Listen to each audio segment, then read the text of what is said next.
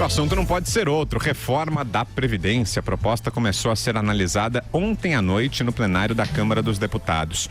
Depois da finalização da etapa de debates, que terminou durante a madrugada, os parlamentares tentam votar o texto base em primeiro turno. A intenção era que a aprovação fosse feita durante a manhã e que, à tarde, a votação dos destaques, que são sugestões de alterações no texto, tivesse início. Apesar de não ter cumprido a meta inicial de votar a reforma em primeiro turno ontem, o governo encontrou ambiente favorável no plenário. Nas votações de requerimentos para a retirada da proposta de pauta e para encerrar a discussão, foram obtidos, respectivamente, 331 e 353 votos. O número expressivo e favorável à tramitação rápida da reforma é um bom sinal para a tentativa de aprovação do texto, que precisa de 308 votos favoráveis de deputados. Ô Bruno, começo com você. E essa sinalização foi mesmo positiva? É um sinal de que aquela votação de ontem à noite, que permitiu agora o início da retomada das discussões hoje, é um sinal de que a reforma tende a passar?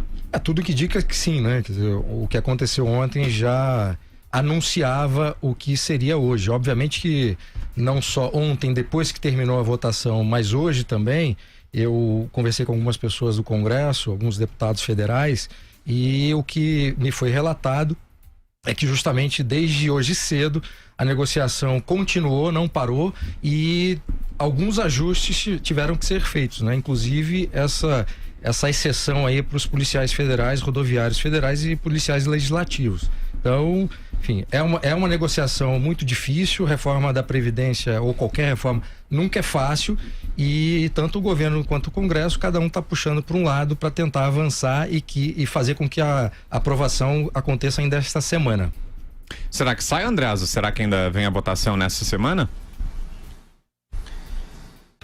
Vitor, eu definitivamente não farei esta previsão, mas gostaria de dar uma contextualizada sobre o que está em curso, né? Tudo indica que nós teremos a reforma da Previdência votada em primeiro turno entre hoje e amanhã, e tudo indica também ser possível votar inclusive em segundo turno nesta semana, porque há uma previsão de sessão extraordinária, inclusive no sábado, para se resolver o problema e para superar o problema reforma da Previdência na Câmara. Vamos ver.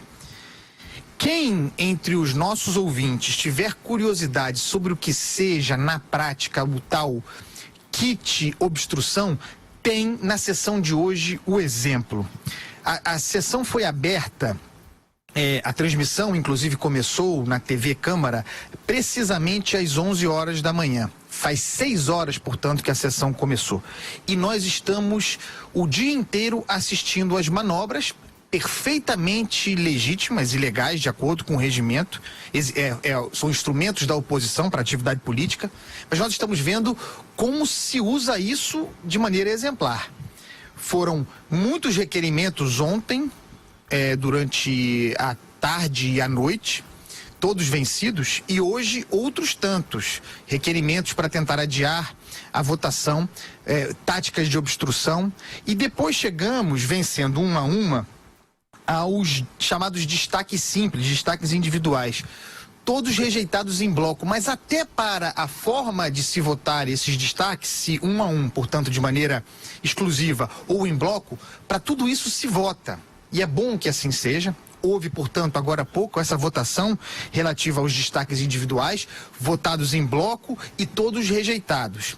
Então estamos agora, tecnicamente, à espera da abertura da sessão em si, que votará o texto, a matéria. Porque depois do texto votado, o texto base, aí sim serão votados os destaques de bancada. Os destaques realmente que importam, aqueles onde a reforma da Previdência pode sofrer alguma desidratação. Ainda assim, agora se tenta de toda maneira manobras de adiamento e de contenção e de atraso da votação da reforma. Estamos, no entanto, com uma boa possibilidade, Vitor, de que a votação comece do texto base durante o 3 em 1, e por isso estamos acompanhando. Vou passar a palavra para o Borges e depois eu queria voltar para comentar outros detalhes relativos ao assunto. Combinado, então, ô Alexandre, e essa reforma que avança é uma reforma boa? Ainda dá para dizer que é uma reforma que vai ajudar significativamente, substancialmente as contas públicas? Ô Vitor, essa é a pergunta mais importante, porque é uma reforma boa, é uma reforma muito próxima ao relatório do deputado Samuel Moreira e da ideia original do governo e do ministro Paulo Guedes.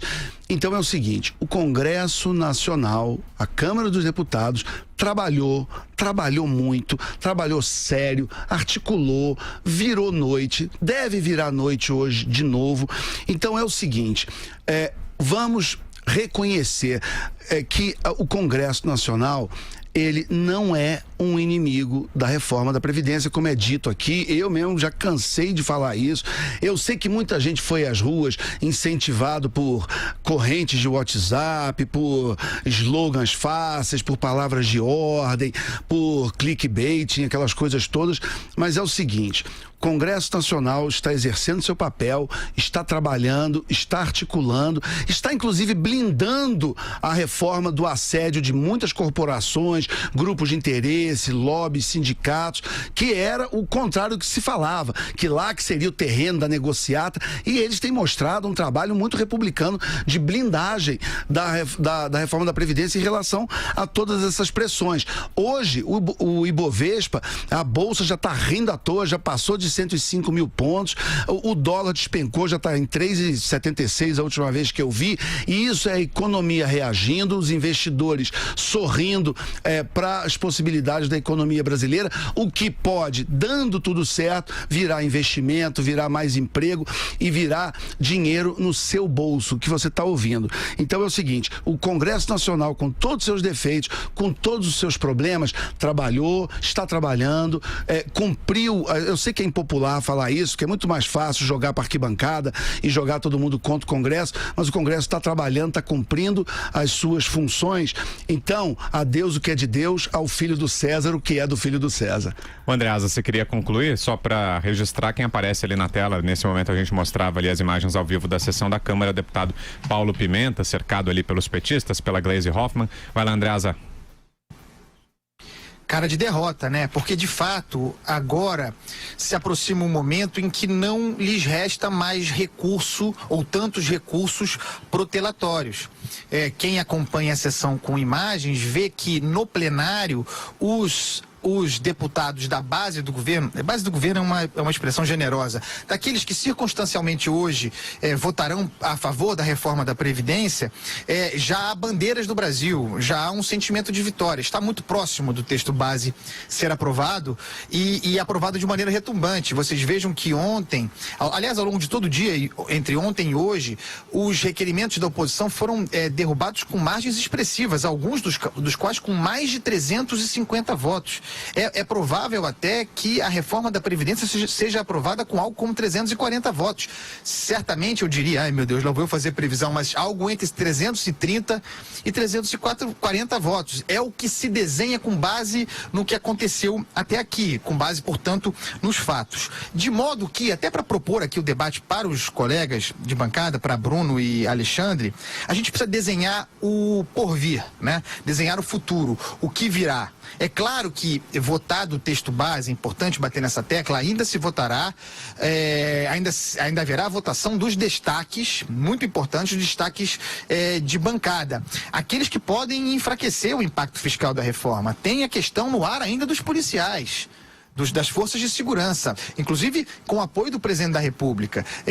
Algo que se pode esperar é uma tentativa de aliviar a questão para esse grupo. Outras virão, tem os professores, todas as categorias que estão dadas aí que tentarão, via grupo de pressão, representados no parlamento, abrandar o impacto fiscal da reforma e melhorar a condição para si, algo para ficarmos alertas. Mas, voltando aqui ao ponto, e depois, né? Vencida a reforma da Previdência, qual será a agenda do Brasil, a agenda do governo? E aí tem uma outra questão, a agenda do governo Bolsonaro, qual será e qual será a agenda do parlamento, porque se trata de um parlamento que tem pretensões de um calendário próprio, muitas vezes em matéria econômica convergente com o do governo. Tem aí a reforma tributária, o Senado tem um projeto, a Câmara tem um projeto, o governo apresentará o seu.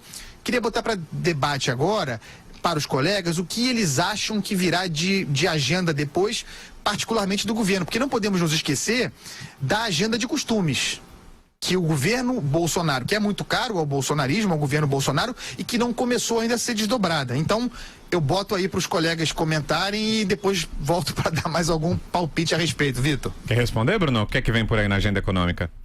Bom, eu acho que os próximos passos, e aí talvez o governo venha a reboque daquilo que a sociedade espera e aquilo que o Congresso já tem sinalizado em termos de importância de agenda, que é segurança pública, mais nomeadamente o pacote anticrime e a reforma tributária, que são 2 temas que estão aí na ordem do dia. A sociedade já tem pressionado, inclusive nas manifestações isso estava presente também, embora o foco tenha sido reforma da Previdência, mas também houve ali já o apoio ao pacote anticrime e ao Sérgio Moro.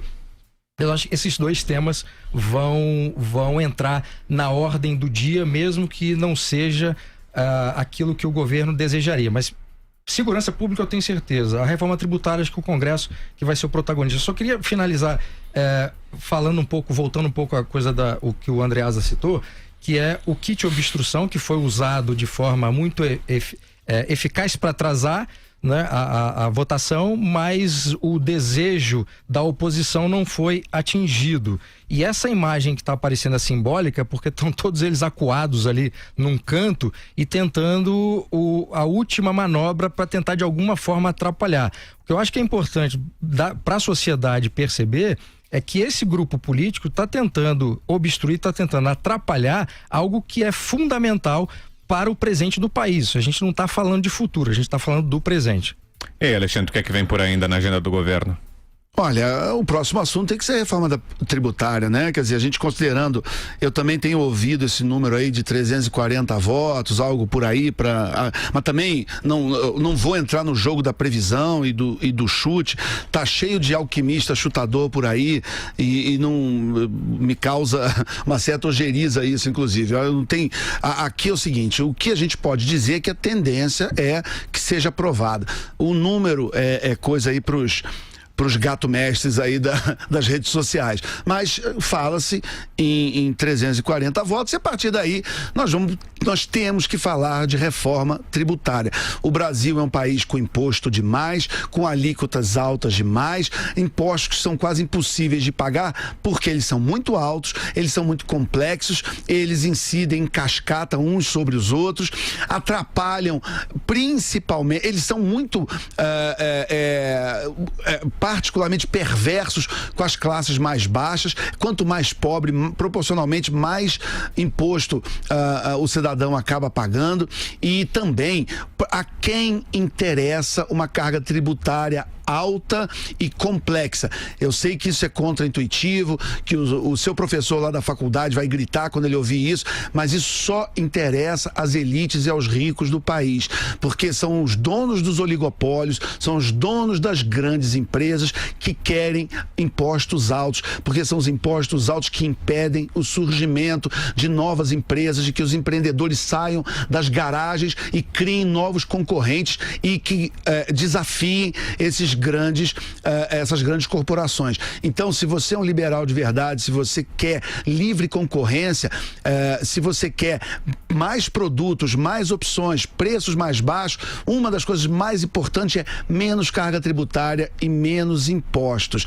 Quem defende isso, quem defende mais impostos, está querendo proteger aquela meia dúzia de empresas enormes que tem departamentos de compliance e departamentos de pagamento de impostos com zilhões de funcionários que gastam horas e horas exatamente para amarrar a economia e impedir o surgimento de novos concorrentes. Então o Brasil precisa avançar muito rapidamente para desmontar esse cipual de impostos em nome da inovação, do crescimento econômico, do empreendedorismo e da vida da economia.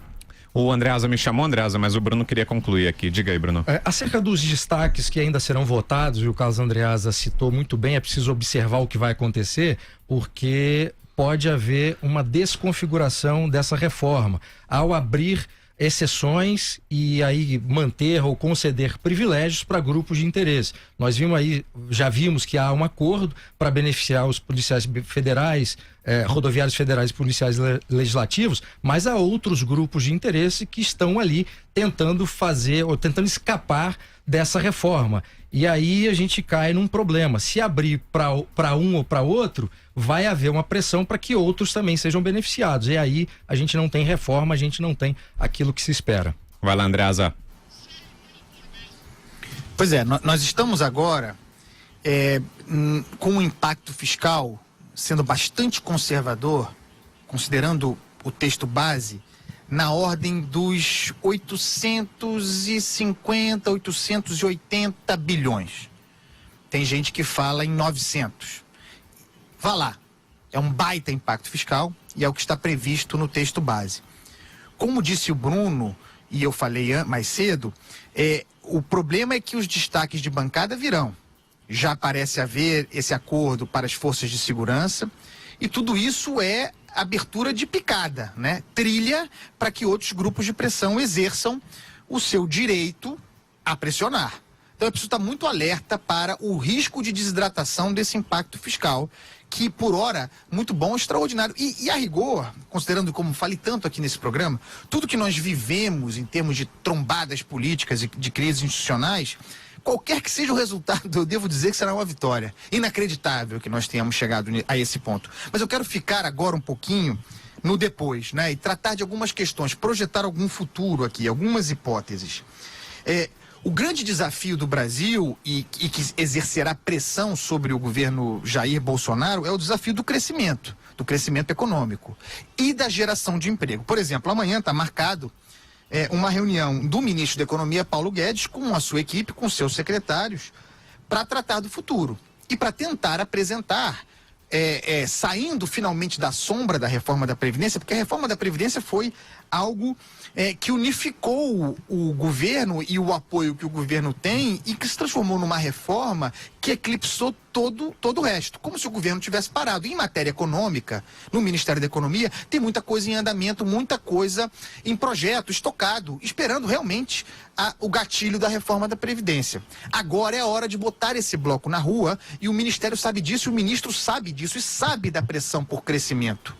Crescimento que, por si, a reforma da Previdência não é capaz de fornecer. E nós sabemos disso e falamos disso sempre aqui. Mas aí tem um perigo, que é um perigo a ser, inclusive, potencialmente explorado pela oposição, que é o risco da frustração. Muita gente foi convencida da importância da reforma da Previdência, e aí eu falo do povo mesmo. E é o mérito do discurso político, de convencimento mesmo do governo e dos seus apoiadores. Mas muita gente foi convencida de que a reforma da Previdência seria uma espécie de panaceia, a partir da qual o Brasil voltaria a crescer e gerar emprego. E aí, num gap de tempo normal, há o risco de frustração. A reforma da Previdência acontece e a economia não responde imediatamente, porque não responderá. Mas essa expectativa havia. Então tem esse perigo desse gap e é esse gap de frustração que o governo, por meio dos seus agentes econômicos, precisa preencher. Para além disso, outra coisa importante é a ideia de uma agenda própria do parlamento e até onde ela pode ir. Eu acho virtuoso, já falei 1000 vezes aqui, que o parlamento toque a sua própria agenda. Me parece muito configurada a agenda econômica. Falamos agora em detalhes, ambos falaram da reforma tributária. Acho que está aí no horizonte e muito bem engatilhada. Outras virão. No entanto, o ponto de conflito que eu gostaria de apresentar aqui para o futuro entre uma agenda própria do parlamento, convergente com o governo em economia, é divergência na matéria dos costumes, inclusive o pacote anticrime de Sérgio Moro. Eu tenho a impressão de que esse período de crises e de ataques de ambos os lados, mas sobretudo da parte do presidente e de seus apoiadores contra o parlamento, contra o Congresso, contra as lideranças, contra o Centrão, eu acho que isso terá um efeito vingança, ou use a palavra que quiser, de retaliação, a ser promovido pelo parlamento contra o governo Bolsonaro na agenda de costumes. Eu tenho a impressão que a agenda de costumes nenhum projeto de costumes nenhum passará no parlamento sem pelo menos alguma desidratação grave. O projeto do Moro, por exemplo, está sendo claramente desidratado com a intenção política de que perca a identidade Moro. Já associaram o Alexandre de Moraes, já desconfiguraram, já fatiaram. Eu acho que o parlamento, portanto, convergirá com o governo quase sempre em matéria econômica, tentando trazer para si, parlamento, a liderança desse processo, cortando a identidade do bolsonarismo ao ceifar a agenda de costumes.